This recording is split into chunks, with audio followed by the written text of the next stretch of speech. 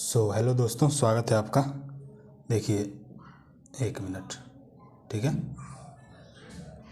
देखिए कल हमने देखा था जो हमारा चल रहा था मॉस का सेकंड चैप्टर है ना, उसमें हमने टाइप ऑफ स्ट्रेस देख लिया था। ठीक है, अब स्ट्रेन को लेके चलते हैं ना।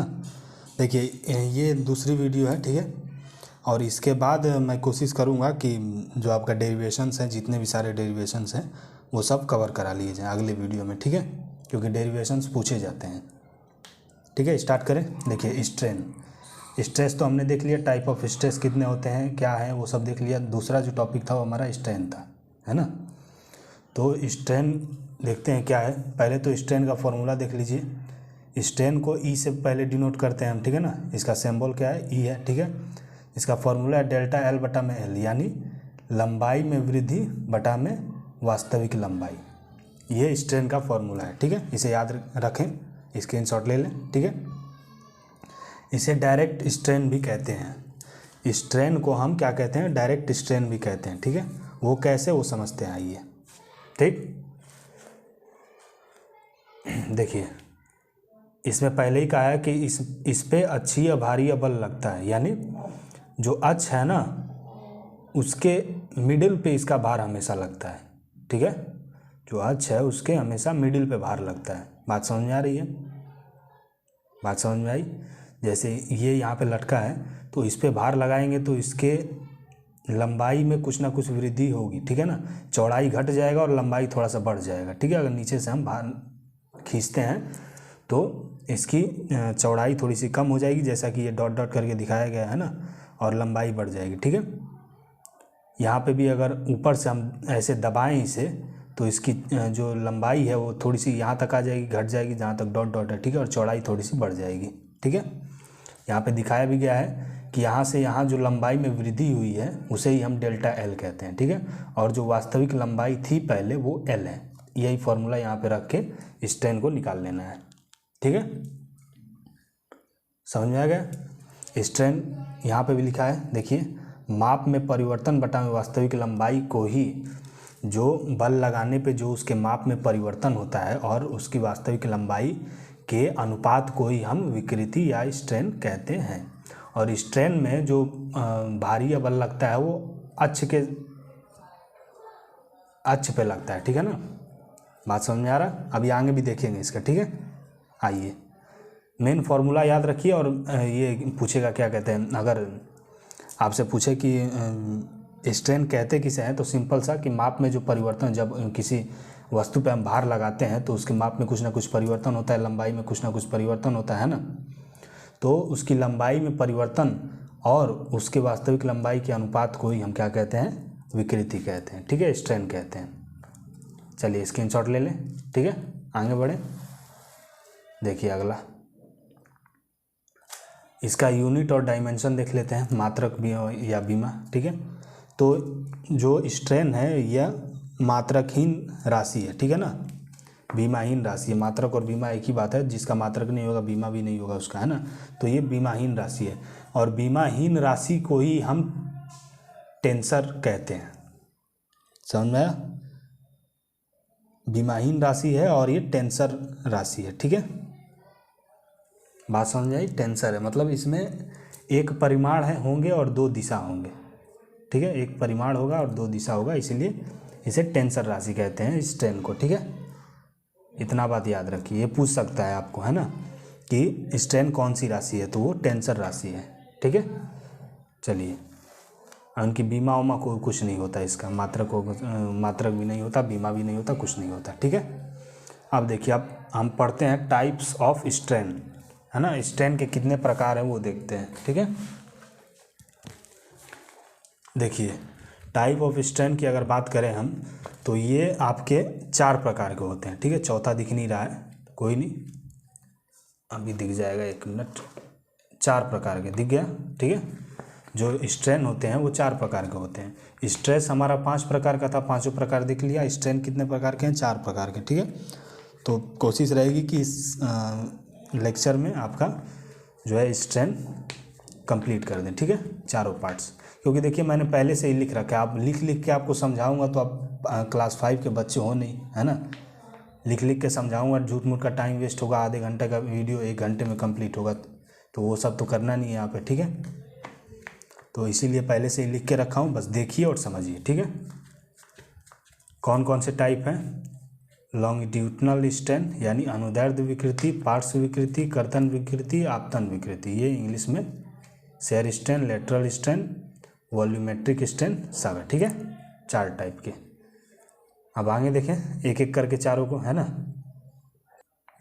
देखिए पहला जो टाइप हम ले लिए अपना अनुदैर्ध्य विकृति, विकृति अनुदैर्ध्य या अनुदैर्ध्य विकृति दोनों एक ही है, ठीक है। वैसे विकृति अनुदैर्ध्य के बात रहेगा, ठीक है ना, क्योंकि लॉन्गिट्यूडनल का मतलब होता है, लॉन्गिट्यूडनल का मतलब होता है अनुदैर्ध्य, स्टेन का मतलब विकृति, स्टेन को ही विकृति कहते हैं, ठीक है। तो उस हिसाब से सेट है, ठीक है ना। तो पहला टाइप अगर ले ले कि पहला टाइप क्या है ना, तो पहला टाइप आपका फॉर्मूला इसका है, फॉर्मूला वही है लंबाई में वृद्धि बटा में वास्तविक लंबाई, ठीक है। और ये तब लंबाई में वृद्धि बटा में वास्तविक लंबाई तब होगा जब लंबाई में परिवर्तन होगा, है ना। जब लंबाई में परिवर्तन नहीं है तो ये नहीं लगेगा, ठीक है। बात समझ में आ गई? जब लंबाई में परिवर्तन हो तो समझ जाएं कि वो लॉन्गिट्यूडनल स्ट्रेन है, ठीक है। जब लंबाई में परिवर्तन हो तो लॉन्गिट्यूडनल स्ट्रेन है, ठीक है। देखिए ये लंबाई है वास्तविक इसकी, यहाँ से यहाँ तक, ठीक है। ये लंबाई में वृद्धि है, ये इसका व्यास है, डी को किससे दर्शाते हैं? व्यास से, ठीक है। अभी इसमें कहाँ कहाँ पे कौन कौन सा है, कहाँ पे एल लगेगा, कहाँ पे डी लगेगा, वो सब देखना है ना। या तो आपको ऐसे दे के या पूछ देगा कि कौन सा विकृति है, समझ रहे हैं ना। तो जहाँ पे लंबाई में वृद्धि दिखे वहाँ पे तुरंत बोलना है कि वो लॉन्गिट्यूडनल स्ट्रेन है, ठीक है, अनुदैर्ध्य विकृति है। बात समझ में आई? इसका सूत्र देखिए, सूत्र वही है डेल्टा एल अपॉन एल, है ना, लंबाई में वृद्धि बटा में प्रारंभिक लंबाई, कोई दिक्कत नहीं है इसमें, है ना। अगर ऐसा है तो ही वह क्या होगा? लॉन्गिट्यूडनल स्ट्रेन होगा, ठीक है। स्क्रीनशॉट ले लें, चले आगे। देखो लेटरल स्ट्रेन यानी पार्श्व विकृति, है ना, लेटरल स्ट्रेन यानी पार्श्व विकृति, सही है। देखो कोई भी वस्तु अगर हो, अगर उसकी लंबाई में वृद्धि से नहीं मतलब, अगर उसकी चौड़ाई में वृद्धि है यानी उसके व्यास में वृद्धि या कमी है, दोनों सुनो, यदि उसके व्यास में वृद्धि हो रही है या कमी हो रही है तो उस टाइम पे हमारा ये फॉर्मूला लगेगा। अगर व्यास पूछेगा कि व्यास में कितनी वृद्धि हुई है तो डेल्टा डी बटा में डी लगाएंगे, ठीक है। अगर लंबाई में पूछेगा तो डेल्टा एल बटा में एल लगाएंगे, ठीक है। फॉर्मूला समझ में आ गया? सब एक ही फॉर्मूला है, लेकिन मेन बात है ना कि कहाँ पे क्या पूछ दे उस हिसाब से हमें कवर अप करना है, समझ रहे हो बात? कहाँ पे क्या पूछ दे उस हिसाब से हमें कवर अप करना है, ठीक है। अगर ये पूछे, व्यास पूछे कि व्यास में कितनी वृद्धि हुई है या चौड़ाई में कितनी वृद्धि हुई है तो वहाँ पे डेल्टा डी अपन डी लगेगा, ठीक है ना। डेल्टा डी का मतलब है कि व्यास में वृद्धि या कमी। देखिए ये पूरा व्यास हमारा डी था, ठीक है, लेकिन इधर से फोर्स लगाने पे, खींचने पे इसकी लंबाई बढ़ी और इसका जो व्यास है वो घट गया यहाँ पे, ठीक है। तो व्यास, ये घटा हुआ व्यास कितना है, कैसे निकालेंगे?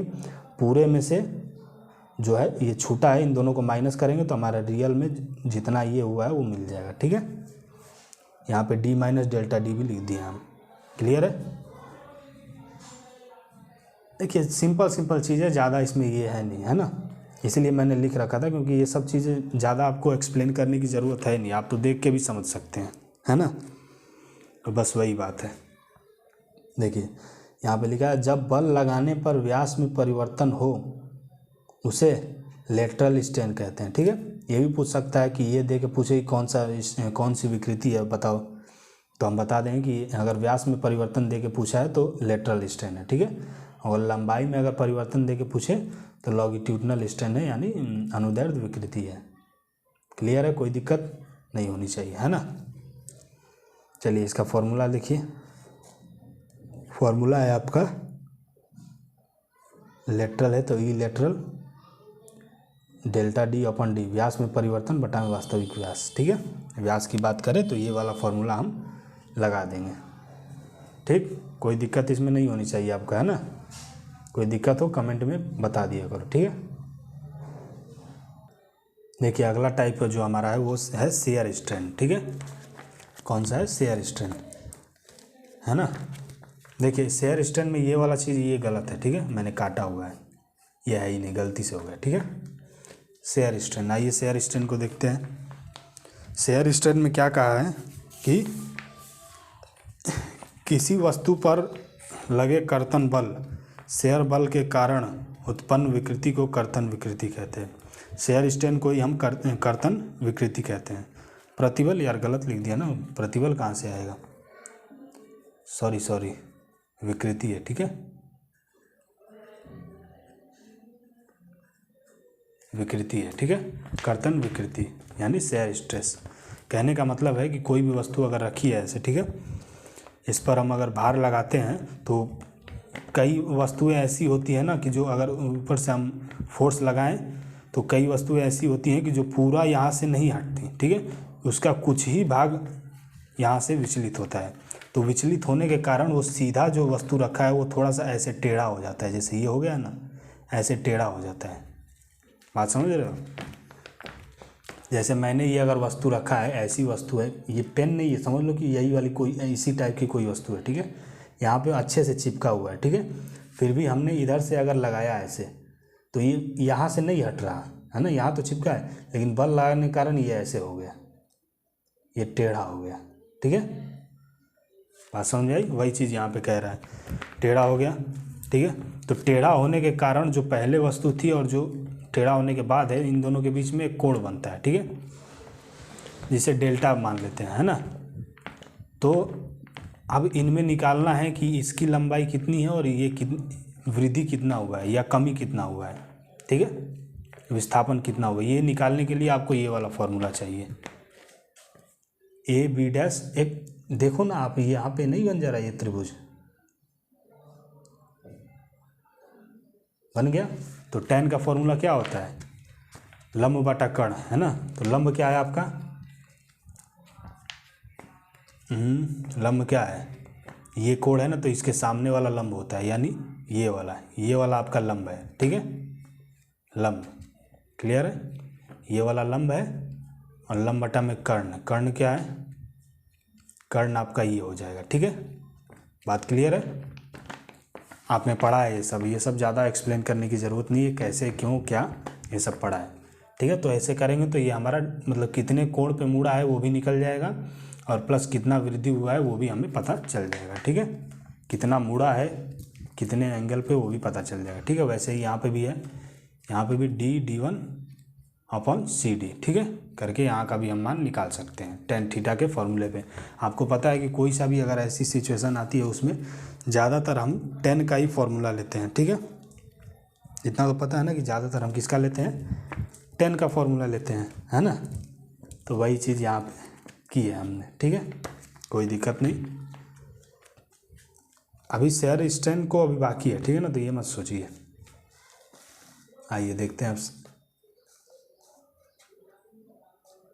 किसी वस्तु पर लगे कर्तन बल के कारण इस समय जो स्थिति बनती है ना उसे ही हम कर्तन बल कहते हैं, ठीक है। जिस स्थिति में वस्तु को फोर्स लगाने पे उसका पूरा भाग मतलब अपना स्थान नहीं बदलता, उसका कुछ ही भाग स्थान बदलता है, तो ऐसे में हम कहेंगे उसे शेयर स्ट्रेन यानी कर्तन विकृति हो रहा है यहाँ पे, ठीक है। चलिए आइए देखते हैं।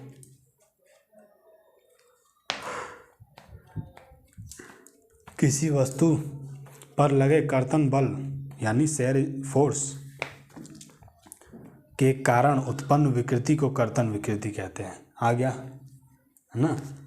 इसके कारण जो विकृति उत्पन्न होता है उसे ही हम कहते हैं कर्तन विकृति। बात समझ आई?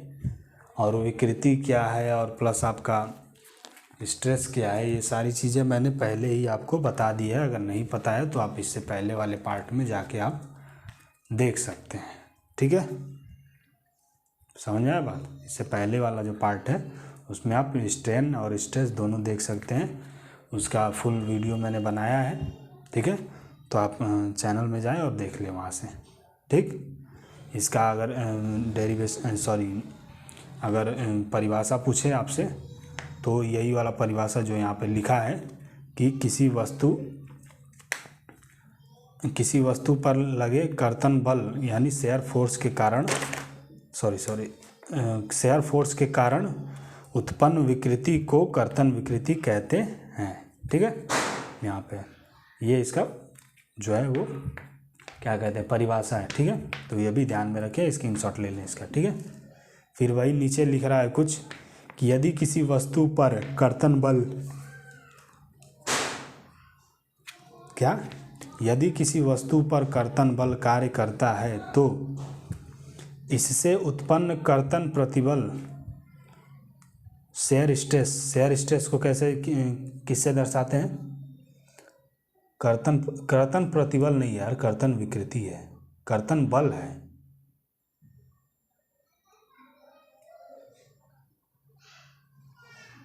कर्तन प्रतिबल, कर्तन बल है,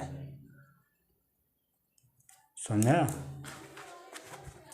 उसे किससे दर्शाते हैं हम? उसे दर्शाते हैं इससे।